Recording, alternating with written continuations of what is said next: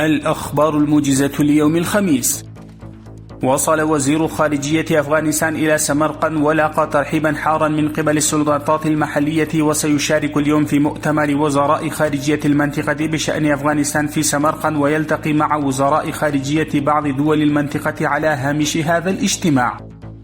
بناء على قرار اللجنة الاقتصادية، تلتزم جميع الشركات وتجار الأغذية والأدوية بالالتزام بمبادئ هيئة الغذاء والدواء خلال فترة شهر ونصف، إذ لم يمتنعوا عن استيراد مواد خاطئة بعد التاريخ المحدد فستواجه إجراء قانونيا.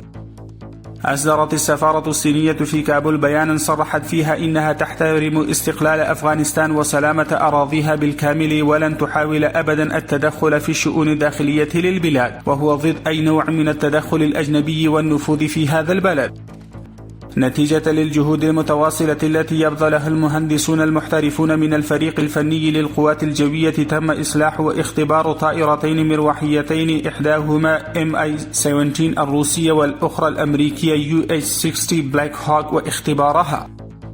سجلت وزارة شؤون الشهداء والمعاقين حتى الآن 600 ألف شخص من ذوي الإعاقة والأيتام والأرامل، ويدفع إليهم رواتبهم.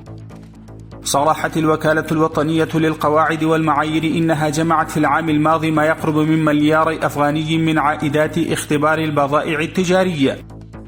التقى وزير الإسكان والتنمية العمرانية الشيخ حمد الله نعمان بمسؤول إدارة الرقابة والتفتيش على قرارة سماحة أمير المؤمنين في مكتبه، وبحث عددا من المواضيع ذات الاهتمام المشترك.